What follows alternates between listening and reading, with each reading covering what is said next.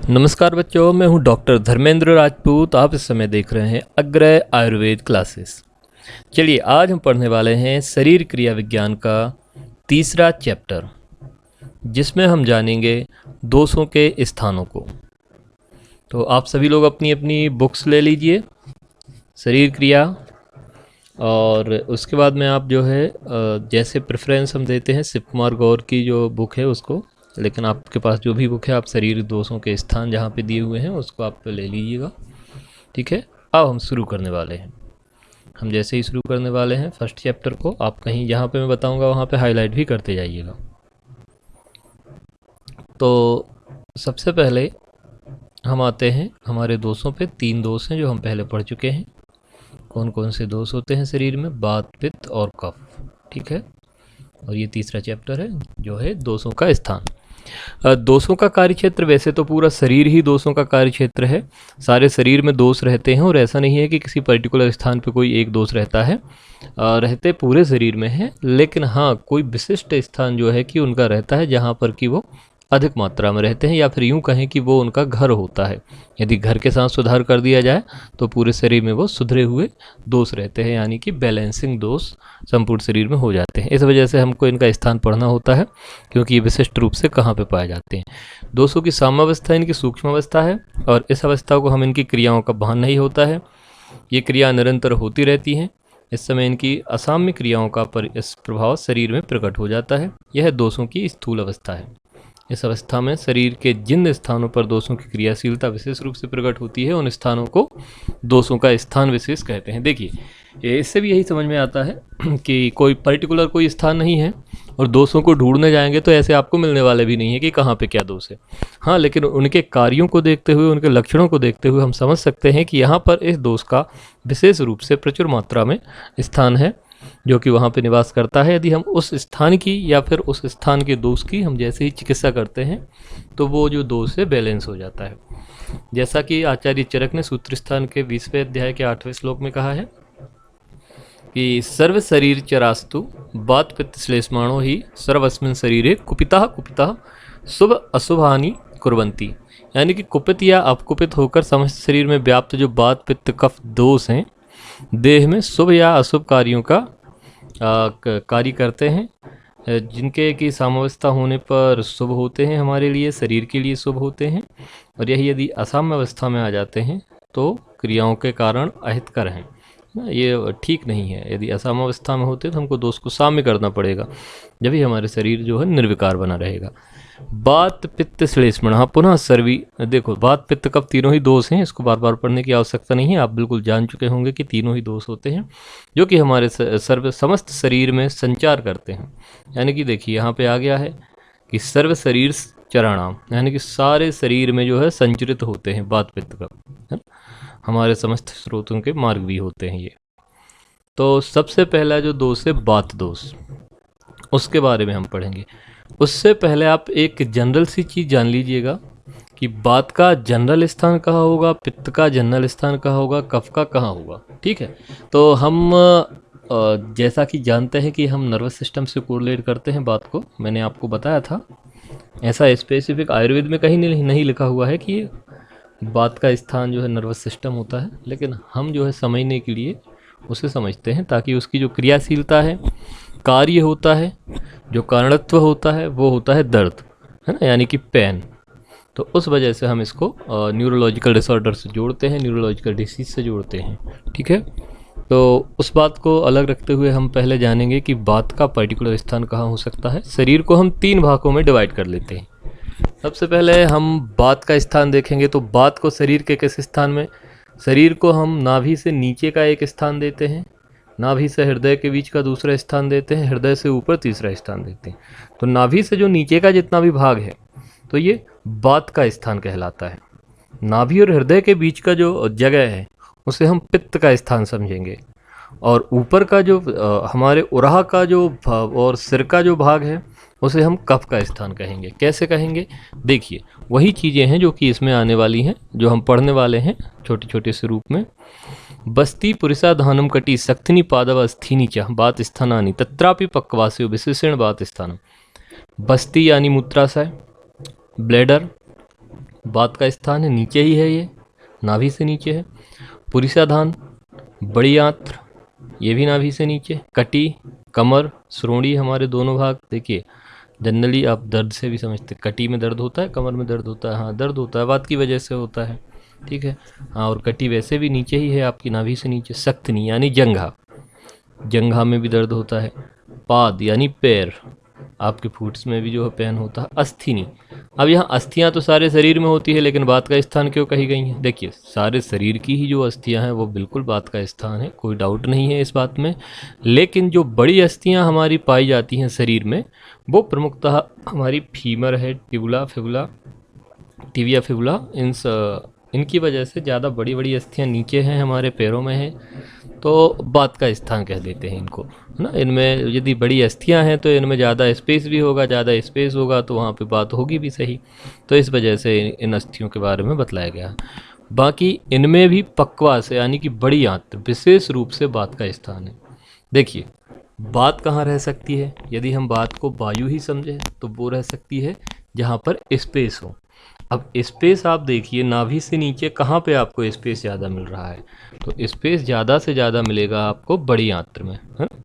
बड़ी आंत्र 1.5 मीटर लंबी भी होती है, उसके अंदर में जो है स्पेस भी होता है, हमारा भोजन ही होता है जो कि चलता है ना, और बहुत सारी चीज़ें हैं जो हमारी आंत्रों से संबंधित होती हैं और दर्द से संबंधित होती है। हम गैस जनरली जिस चीज़ को कह लेते हैं, ऐसा नहीं है कि गैस ही बात होती है ना, लेकिन कहीं ना कहीं वो भी प्रकोपित बात का ही रूप होती है। आगे हम जैसे ही इनकी जो है पांचों प्रकार पढ़ेंगे बात के, तो उसमें हमको स्पष्ट समझ में आएगा कि कहाँ पर कौन सी बात पर्टिकुलर रहती है। तो आपने ये समझा कि बस्ती, पुरीसाधान, कटी, सक्थनी, पादव, अस्थिनी, ये सब बात के स्थान है, विशेष रूप से पक्वास है। ये श्लोक भी आप याद कर सकते हैं, बस्ती पुरीसाधान कटी सक्थनी पादव अस्थिनी च वात स्थानानि तत्रापि पक्वास विशेषण वास स्थान। अब फिर देखते हैं हम श्रोणी तथा गुदा, संक्षेप में वायु के विशेष स्थान है ना। ये समासेन शब्द का आश्रय है कि तद्यपि बात के शरीर में सभी स्थान है, परंतु संक्षेप में विशेष स्थानों का वर्णन किया गया। आपको विशेष रूप से चरक हो गए, अष्टांग हो गए, सुश्रुत हो गए, काश्यप हो गया, भावप्रकाश हो गया, किसी पे भी ज़्यादा ध्यान नहीं देना है। ज़्यादा ध्यान देना है तो सिर्फ चरक का ही अकेला आप जो है विशेष रूप से इसे पढ़ेंगे, वही हमारे काम का है। वो काय चिकित्सा प्रधान ग्रंथ है और हम काय चिकित्सा में ही इन सारी चीज़ों को लेते हैं, डिसीजों को ट्रीट करते हैं, तो उन्हीं के अनुसार चलेंगे। तो आप सिर्फ ऊपर वाला ये श्लोक याद कीजिए बात के स्थान का। बाकी आप एक बार ये आचार्य वाग्भट का भी देख सकते हैं। पक्वासय कटि सक्थनी स्रोतस्थि स्पर्शेन्द्रियाँ स्थान बातस्य तत्रापि पक्वाधानम विशेषतः, इनका प्रमुख स्थान है। उनने भी वही बात कही है कि पक्वासय को विशेष रूप से स्थान बताया है आचार्य वाग्भट ने भी, ठीक है। अब ये पक्वासय, कटी, शक्ति, स्रोत, कर्ण, स्पर्शेंद्री, त्वचा, ये सब बात का स्थान है, परंतु पक्वासय, ये बड़ी आंत बात का विशेष स्थान है, ये कहा। ठीक इसी प्रकार से काश्यप संहिता में भी अधो नाभि, नाभि के नीचे का अंग, अस्थि तथा मज्जा, ये बात के स्थान है। यद्यपि बात का संपूर्ण शरीर क्षेत्र है, परंतु उसके लक्षण विशेषतः बस्ती, कटी, सक्थनी, पाद, अस्थि, स्रोत, स्पर्शेंद्री, मज्जा आदि संस्थानों पर प्रकट होते हैं। सबसे स्पष्ट लक्षण पक्वासय में दिखाई देते हैं, इसलिए पक्वासय बात का विशेष स्थान कहा गया है। बात व्याधियों में पक्वासय के शुद्ध हो जाने पर, अर्थात आहार के पाचन एवं पुरुष का सम्यक प्रकार से निष्कासन हो जाता है, तो बातज रोग शांत हो जाते हैं, अथवा रोगों का तीव्रता से उनमें न्यूनता आ जाती है, कमी आ जाती है। तो ये बस यही कारण है कि हम जो है सारी चीज़ों को बात का स्थान मानते हैं, किंतु पक्वासय को विशेष स्थान मानते हैं, ठीक है। और हाँ, इसको आप काश्यप संहिता का सिर्फ इसको हाईलाइट कर लीजिए, नाभि के नीचे के अंग है ना, अधो नाभि है ना, और विशेषकर अस्थि और मज्जा, अस्थि मज्जा को विशेष रूप से बात का स्थान बचाया है आचार्य काश्यप ने। ये आपको जो है ऑप्शन आ सकता है, एमसीक्यूज में पूछा जा सकता है, इसलिए इसको हाईलाइट कर लीजिएगा। आचार्य काश्यप का भी आपको याद हो जाएगा। बाकी आप जानते हैं नाभि के नीचे के जितने भी अंग हैं वहाँ पे बात का स्थान होता है। अब आते हैं हम पित्त के स्थान पर। पित्त का स्थान हमने कहाँ जाना था? हमने जाना था कि नाभि के ऊपर और हृदय के नीचे। स्वेदो रसो लसिका रुधिरामाशस्य पित्त स्थानानि तत्र प्यामास्यो विशेषण पित्त स्थानम। स्वेद यानी कि पसीना, रस यानी प्लाज्मा, लसिका यानी लिम्फ, रक्त और आमाशय ये पित्त के स्थान हैं। इनमें भी आमाशय, ग्रहणी सहित क्षुद्रांत पित्त का विशेष रूप से स्थान है। ठीक है, अब हम पित्त को किस चीज़ से समझेंगे? आप पित्त को शरीर के अंदर जो भी प्रकार की नलिकाएं पाई जाती हैं, जिस प्रकार के तरल द्रव्य पाए जाते हैं, उनको आप सबको पित्त समझिए। ठीक है, जैसे लिम्फ है, प्लाज्मा है, स्वीट है, आपका पसीना है, रक्त है ना, या फिर जो आपके गैस्ट्रिक जूस निकलते हैं, सारे के सारे ये पित्त ही होते हैं। इनको एक रूप से हम पित्त ही समझें, है ना, तभी हम जो है पित्त का शरीर में पता लगा सकते हैं कि क्या होता है पित्त और कैसा होता है पित्त। एक जनरल स्वरूप में आपको जानना है तो आप इन चीज़ों को समझिए, समझने के लिए कि ये सब पित्त हैं हमारे शरीर में। अब विशेष रूप से जो है पित्त अग्नि भी होती है। विशेष रूप से पित्त जो गैस्ट्रिक जूस होते हैं, जठर अग्नि होती है, उसको हम समझ सकते हैं कि ये पित्त है। और उसका रहने का स्थान अब आमाशय ही बचता है। आमाशय में ही जाके सारे गैस्ट्रिक जूसेस सीक्रेट होते हैं, बहुत सारे एंजाइम सीक्रेट होते हैं और सारे के सारे भोजन का पाचन भी होता है। हम चूंकि क्षुद्रांत को, छोटी आंत को भी लेते हैं, इस वजह से छोटी आंत भी इसमें इंक्लूड है। ठीक है, तो आप इसको आमाशय को विशेष रूप से स्थान समझिएगा पित्त का। फिर सुश्रुत ने क्या कहा है कि श्रोणी और गुद के ऊपर तथा नाभि के नीचे पक्वासक। देखिए सुश्रुत ने जो है स्पष्ट रूप से तीन जो भाग हम बता रहे हैं सुश्रुत ने ही किए हैं एक्चुअली। उनने ऊपर बता दिया है कफ का स्थान, बीच में पित्त का और नीचे जो है वात का स्थान, बिल्कुल वैसा ही है ना। श्रोणी तथा गुद के ऊपर नाभि के नीचे पक्वाशय है, पक्वाशय और आमाशय के मध्य पित्त का स्थान है। बिल्कुल सही है, पक्वाशय और आमाशय के मध्य में जो है इनने पित्त का स्थान बताया है। उसमें छोटी आंत्र आ जाती है, यानी कि आप जो है ग्रहणी जिसे आयुर्वेद में कहते हैं उसे समझ सकते हैं।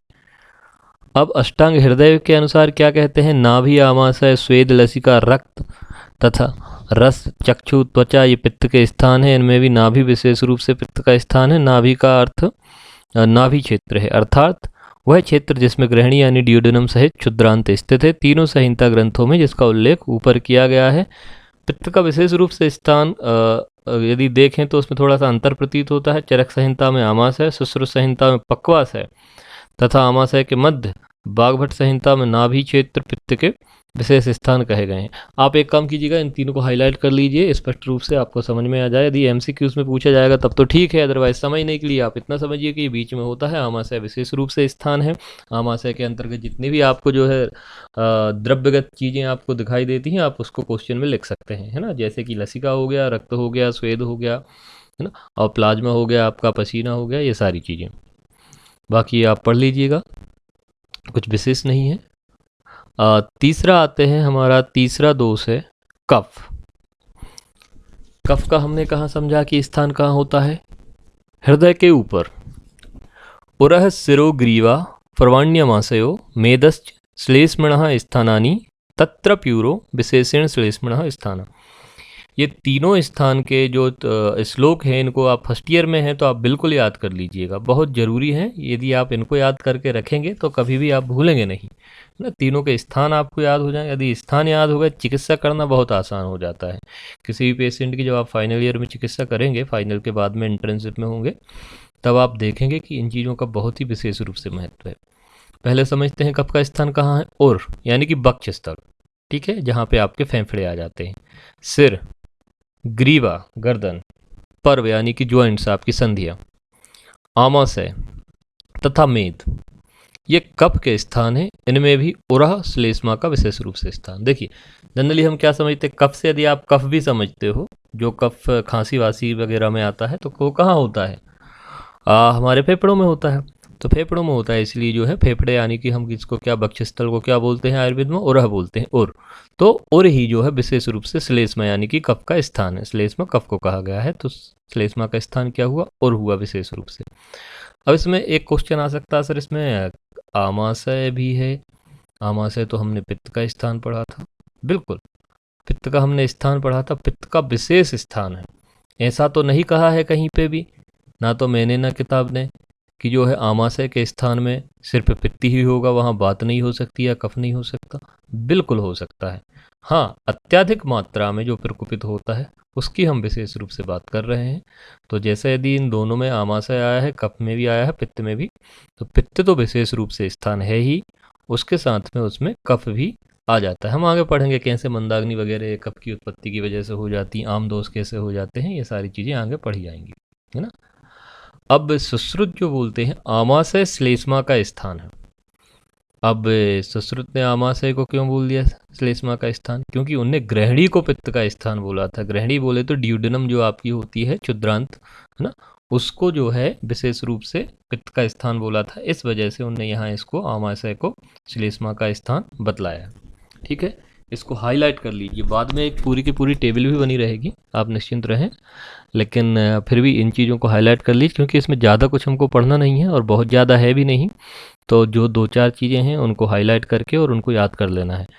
उरह कंठ सिरह क्लोम प्रवाण्यमास्यो रसः मेधो घ्राणम च जिह्वा च कफस्य। देखिए ये अष्टांग हृदय ने भी लगभग वही चीज़ें हैं, कोई स्पेशल नहीं है। वक्ष हो गया, कंठ हो गया, गला आपका, सिर हो गया, क्लोम हो गया, पर्व हो गया, आमाशय, पर्व वही संधि है, आमाशय, रस, मेद। क्लोम क्या होता है? पिपासा का स्थान होता है। आप इसको जो है गले से ही समझिए, है ना। बहुत अलग अलग आचार्यों ने बहुत सारी चीज़ें दी गई हैं, लेकिन आप उसमें कंफ्यूज मत होइएगा। रस, मेद और नासिका तथा जिह्वा ये कफ के स्थान हैं। इनमें भी उरह यानी कि वक्ष विशेष रूप से कफ का स्थान है। तो हमने देखा कि यह स्थूल शरीर पांचभौतिक है, पांचभौतिक आहार से बना है। अतः पांचभौतिक आहार द्रव्यों का शरीर के उपयोगी रूप में परिवर्तन होना शरीर में संपन्न होने वाली सर्वप्रथम तथा प्रमुख क्रिया है। इन क्रियाओं के संपादन में कफ, पित्त और वात भाग लेते हैं। कुछ भी हो रहा है शरीर में, कफ, पित्त, वात जरूर भाग लेंगे।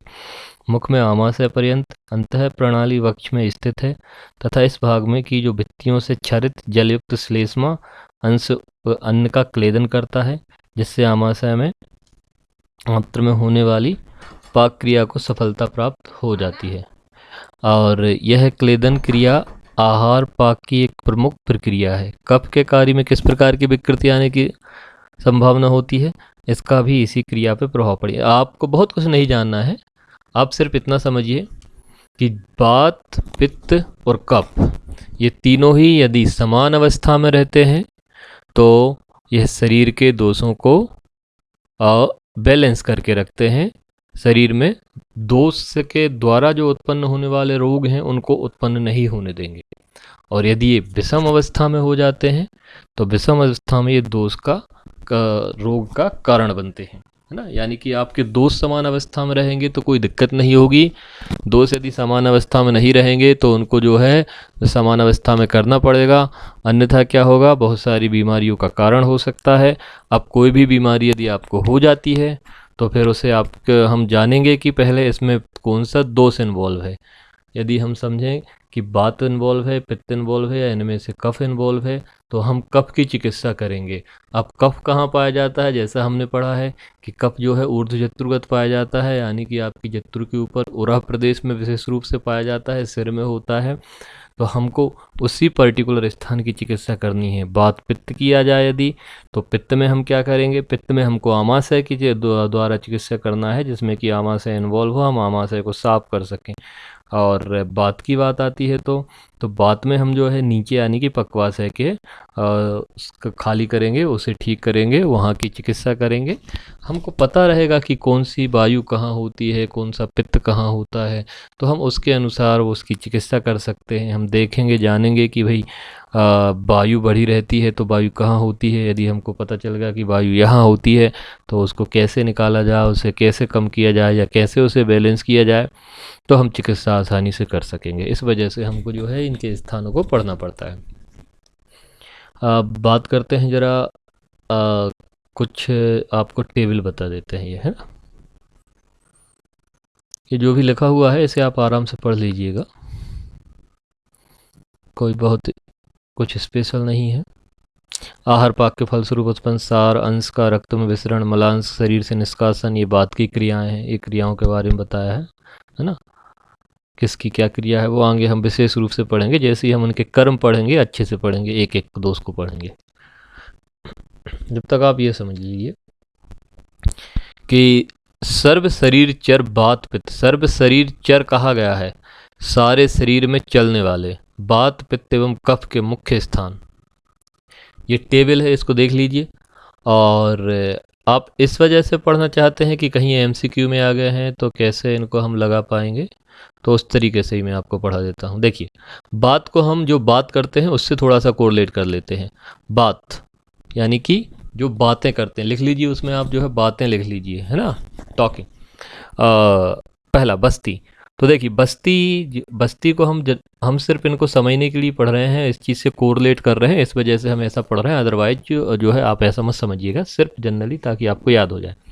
बस्ती, बस्ती के लोग जो होते हैं, बस्ती में लोग रहते हैं और इतने सारे लोग रहते हैं तो आपस में बातें करते हैं, किसी भी बारे में बातें करते हैं, लेकिन बातें ज़रूर होती हैं, चाहे चौराहे पे बैठ के बातें हों, बस्ती की दीवारों पे बैठ के बातें हों, बस्ती की जो है कुर्सियों पे बैठ के बात, तो लोग बात करते हैं बस्ती में। पुरुष पुरुष खास करके बात करते हैं, है ना।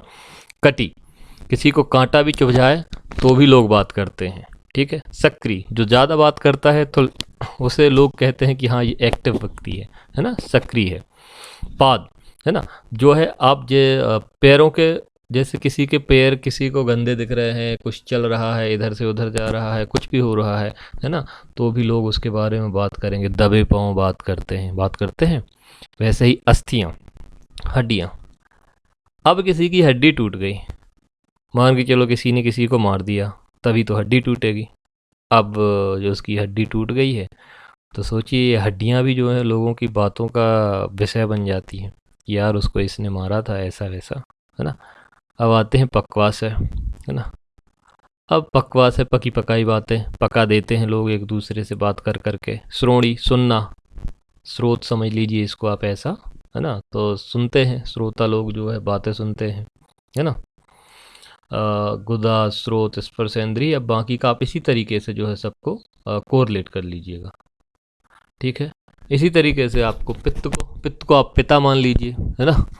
और पिता से जैसे कैसे कोरिलेट करेंगे, स्वेद, पसीना, है ना। पिता जो है इतनी खून पसीने की कमाई करके हमको पालता है, बड़ा करता है।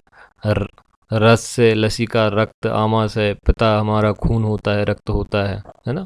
पिताजी आम लेके आते हैं, आमास है। पका हुआ आम लेके आते हैं, पकवा आमास है। तो इस तरीके से आप जो है इनको कोरिलेट करना, है ना। कप को आप किसी चीज़ से, आप कप को जनरली कप से कोरिलेट कर लीजिएगा, है ना। कप जो पीने वाला होता है, तो कप कहाँ से पीते हैं, कप में यदि चाय है तो चाय पियेंगे सिर से पियेंगे, वो गिरीवा में जाएगी, है ना, फिर फेफड़ों में, मतलब फेफड़ों में जाती नहीं है, आप जनरली वो समझने के लिए याद रहे ताकि आपको इस तरीके से एक बार समझ लीजिए। जैसे ही ये आप समझ लेंगे, इसको कोरिलेट कर लेंगे, और जो फाइनली जब क्वेश्चन आएगा तो आप उसको आसानी से लगा सकेंगे, ठीक है। इससे ज़्यादा कुछ खास नहीं। सभी को देख लीजिएगा। काश्यप संहिता का स्पेशली देखिए, इनने मज्जा जो है इसको लिख रखा है। बात का स्थान अस्थि मज्जा बताया था उनने विशेष रूप से, सिर्फ मज्जा नहीं अस्थि भी साथ में बताया था, तो अस्थि और मज्जा दोनों बात के स्थान बतलाए थे। तो उम्मीद है आप पढ़ेंगे इसको, दोबारा रिवाइज कीजिएगा एक बार, बहुत बड़ी बात नहीं है, सिर्फ बात पित्त कफ के हमको स्थान पढ़ने हैं। हम दोबारा मिलते हैं नए चैप्टर के साथ में, जब तक के लिए नमस्कार।